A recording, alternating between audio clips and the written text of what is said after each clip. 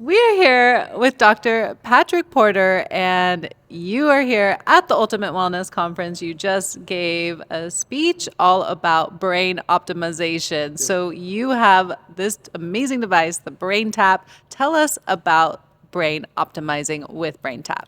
Well, most of us are dysregulated because of stress, maybe poor diets, whatever it is. It's either thoughts, traumas, or toxins. So if you have trauma, of course, we got to get that fixed, and a lot of biohacking techniques can do that. But a lot of times it's the toxins in the body, and that has to do with our food we're intaking. Maybe we're not getting enough sleep. We got to maximize those. What BrainTap does is then works on the thoughts as well. So we can synchronize the brain, the right and left hemisphere, get into these different brainwave states, because when we get locked out with fight or flight, with stress actually locks you out of your brain's function.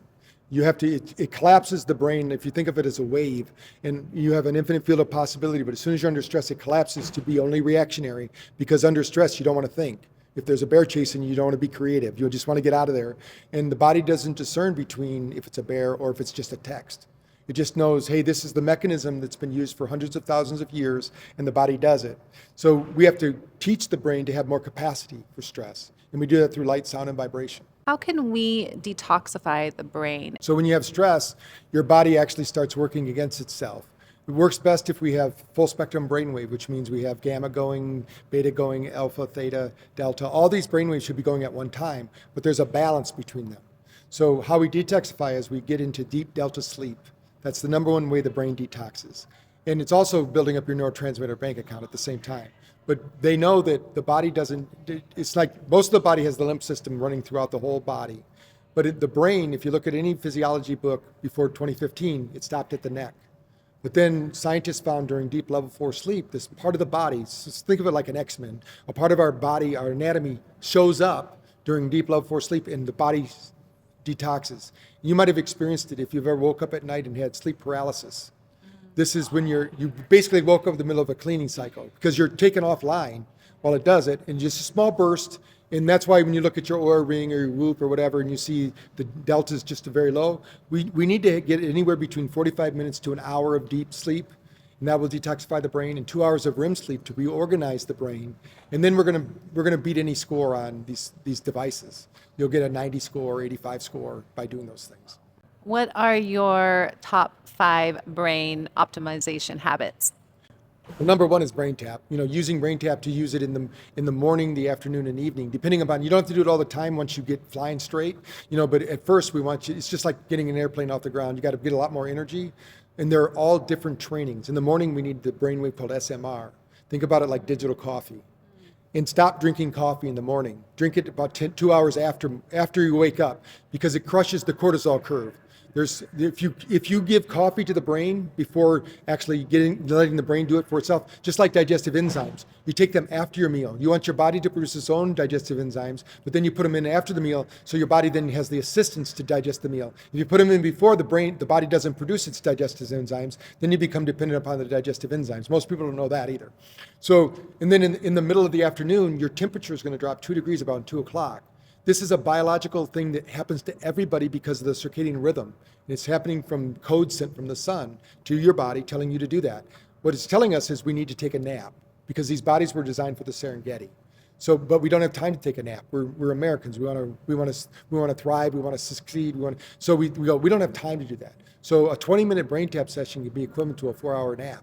So, and we have studies that prove, like the Google and Microsoft study that's published on YouTube with a TED Talk by Julie Arndt, where we took programmers, we gave them a 20-minute session. They got 26% more work done every day they did a BrainTap, because their brain was more sharp in the afternoon. Because most people think they're doing work, but they're not really getting work done. And coffee, tea, chocolate, those don't do it for you. I don't even care if you put butter in it. Doesn't matter. The biological system is never going to increase what the energy system of the body can do if you get the mitochondria functioning. In the light therapy that you use with BrainTap, it actually accelerates ATP production up to 32 times. So instead of spitting out one ATP molecule, think about it like every time it was spitting out one, now it's spitting out 32. You have more energy. This causes neurogenesis, but also neuroplasticity. Because as we age, our body is doing something called neuropruning. It's unwiring. So we want to keep the brain wired, but we also want to rewire it for today. Today's different than yesterday. And we need to have opportunities for brilliance, opportunities for peak performance moments. But if you have low energy, you can't have those. So that's what happens. Now at night, we have to teach our brain deregulate, right, and sleep. So we have delta sessions, which take you from this high beta state.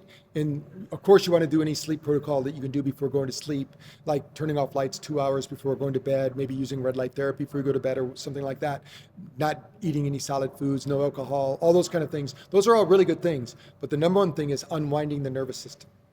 So we have sessions that take you down into delta and leave you there. They don't bring you back. Those other two sessions will actually take you into a deep state of relaxation and bring you back at the end. The delta sessions don't. They take you to delta and leave you there. Now the brain has an opportunity. The quicker we can get you to delta, like our sleep study we did in Australia with coal miners. So these are people that have no circadian rhythm. They go to work in the dark, they work in the dark, they leave in the dark, they never see the light of the sun.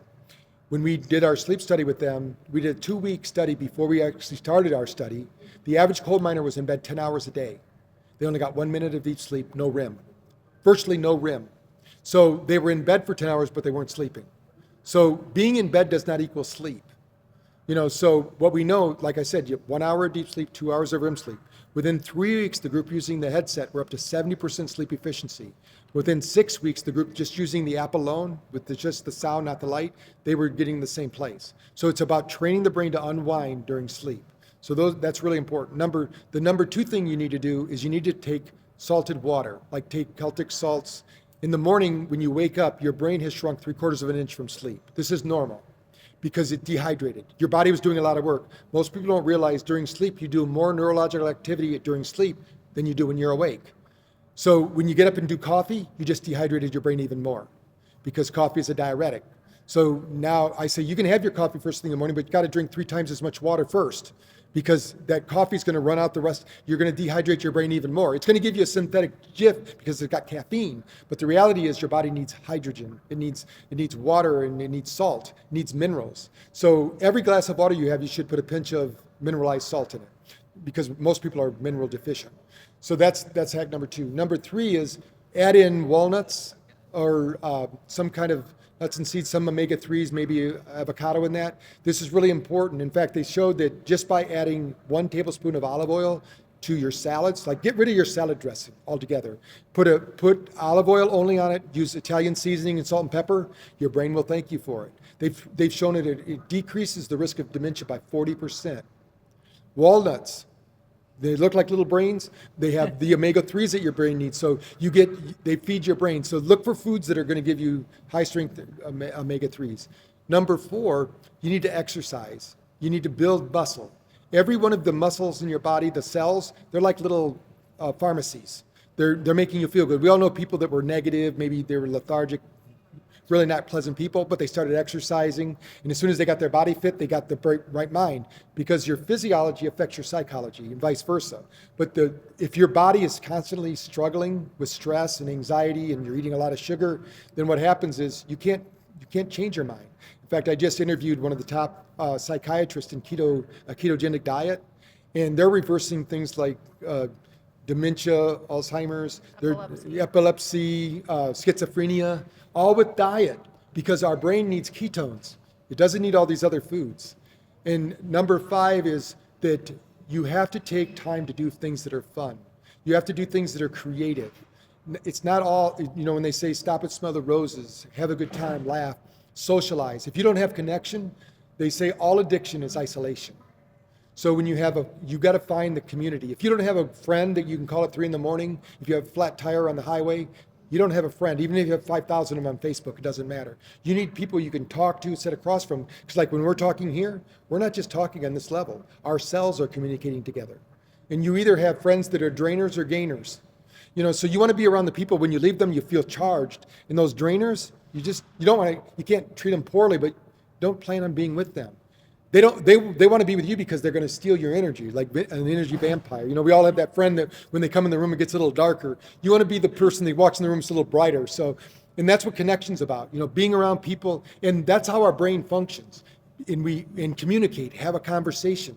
Conversations are so important, not just for women. A lot of people, because, women need to talk more than men, but we all need to express ideas and concepts, critical thinking. That's why it was so important during ancient times. They'd just have meetings where people would just talk about anything.